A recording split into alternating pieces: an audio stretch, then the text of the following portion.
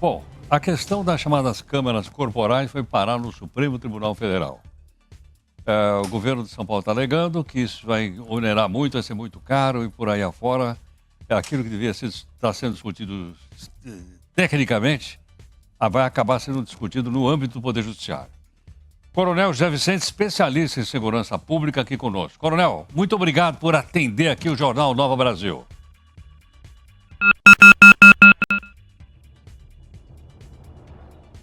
Ok, obrigado, Coronel.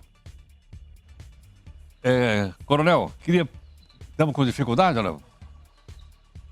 Coronel, você me ouve bem ou não? Eu estou ouvindo bem, Heródoto. Ok, tá ótimo. Obrigado mais uma vez, Coronel Zé Vicente. Obrigado. Coronel, e aí? Realmente, o governo do Estado está dizendo que o custo é muito alto, 700 milhões de reais em poucos anos e por aí afora. É esse o caminho para discutir se deve ou não deve ter câmara nos uniformes dos policiais militares? É também, Heródoto. A Câmara tem um papel importante de adequar a conduta profissional dos policiais militares, no caso, aos padrões que a própria PM estabeleceu, de qualidade no tratamento das pessoas, a maioria dos casos que a polícia atende não é de agir com criminosos, mas mesmo nos momentos estressantes, até com prisão de criminosos, é importante que os policiais se comportem adequadamente, porque é o braço do Estado que tem arma, é o braço do Estado que pode até matar em nome da lei, claro. Então é necessário um acerto maior desse comportamento, e as câmaras têm ajudado bastante. É um projeto que vai para 11 anos, Heródoto, vem sendo aperfeiçoado, está nas grandes cidades do mundo. Eu acho que é um instrumento que veio para ficar. Apenas que não é para todo policial no estado inteiro usar, obviamente. É mais naquelas situações, naquelas cidades onde existe um potencial maior de problema de confronto, como é o caso das grandes cidades do estado de São Paulo. Mesmo assim, naturalmente, não é para o policial que está numa pacata bairro, numa companhia, para com essa câmara o tempo todo. Pode-se selecionar e reduzir os custos para aquelas condições em que o policial tem mais confrontos, por exemplo. O que o Supremo, eu entendo que o Supremo não pode, naturalmente, determinar políticas públicas que são típicas do Executivo, e aí tomar decisões com implicações orçamentárias, financeiras. O Estado não vai poder tirar dinheiro, eventualmente, de outra secretaria para colocar nas câmaras dos policiais. Não é só para São Paulo, nós temos outros estados com problemas muito maiores, e o Supremo até agora não se ocupou com um estado como a Bahia, que é o pior estado em segurança do país atualmente.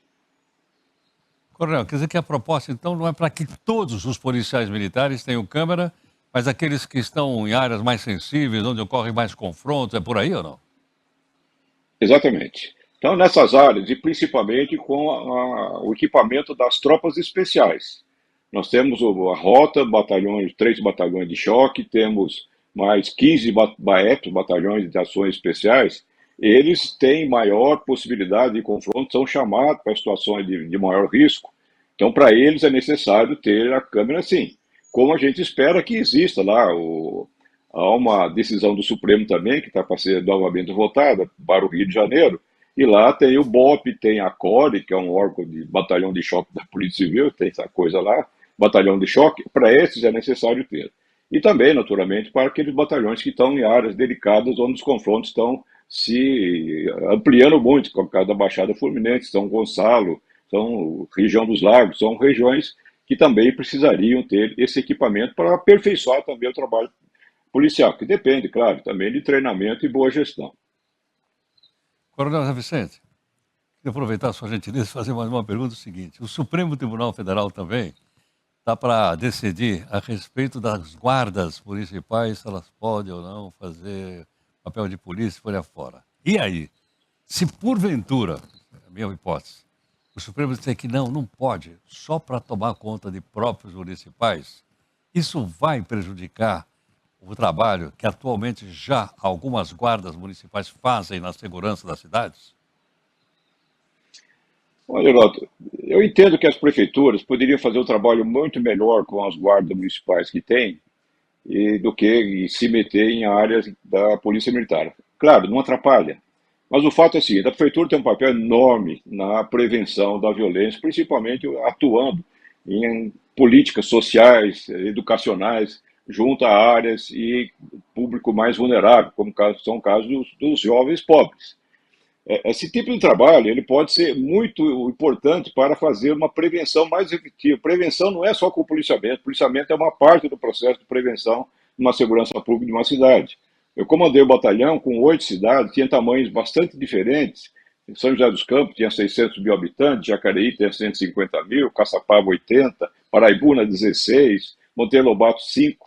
São realidades em que a prefeitura, de alguma maneira, sempre tem um trabalho importante, porque ela está nos bairros, está nas ruas, e é nas ruas que o crime acontece. Basta dizer que um bom trabalho de iluminação, como aconteceu em Diadema, lá nos anos 90, foi o principal responsável pela redução de homicídio de mais de 30%.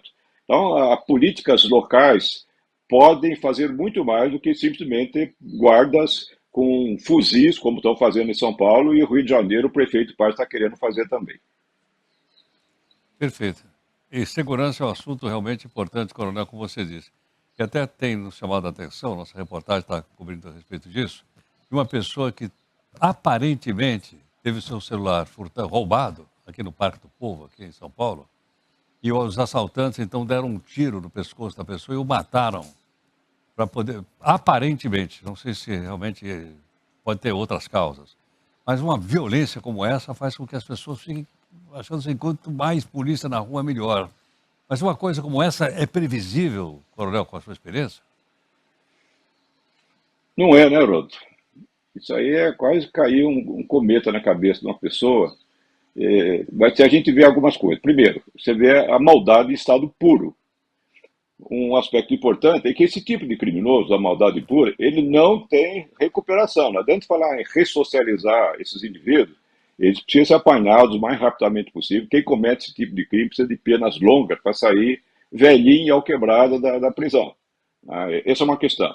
Um outro problema, o celular é um problema dramático de violência aqui, no principal alvo dos criminosos aqui do Brasil, de São Paulo também, e houve uma proposta dos governadores, inclusive o governador aqui de São Paulo, do Tarcísio, do Zema, de Minas, foi levado ao Congresso, um projeto de lei para aqueles criminosos que vocês noticiam na mídia constantemente. Fulano foi preso 80 vezes. Tem um caso de Minas Gerais, Juiz de Fora, preso mais de 100 vezes. O que significa isso? Tem uma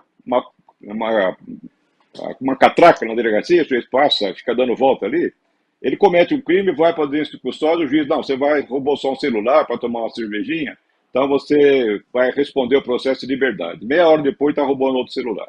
Daqui a pouco ele volta e assim vai esse que nós chamamos do crime reiterado, que não é reincidência para quem é condenado. Então, para esses casos, deveria já na audiência de custódia acelerar a prisão, o processo desses indivíduos e dar uma pena bastante elevada para ser um fator também de intimidação. Claro, existe fator da polícia preventiva mais presente, essa história toda, mas é necessário também um instrumental legal, não é só a legislação de pânico, como falam, mas esse é um drama que nós temos no país, mesmo em cidades que a violência é, de certa forma, contida, como é o caso de São Paulo. Nós tivemos 52 mortes de assalto ano passado aqui na capital, Heraldo. Isso no meio de 200 mil assaltos aproximadamente. Então o índice proporcionalmente é pequeno, mas é um grande drama para cada um desses pequenos casos que acontecem. Perfeito. Coronel, muito obrigado pela gentileza mais uma vez. Sempre um prazer falar com você, Heraldo, apesar desse assunto terrível que a gente conversa por aqui. Um grande abraço. Coronel Zé Vicente, especialista em segurança pública. Está aí, ó. A pauta era uma, mas aí a gente viu que teve esse assassinato em São Paulo. O coronel era comandante de áreas da Polícia Militar, tem experiência para isso, e ele, então, fez detalhes aqui para a gente mora nessa cidade, na grande São Paulo, e outras cidades brasileiras, ficar atento à segurança pública. Já já a gente volta com outras notícias.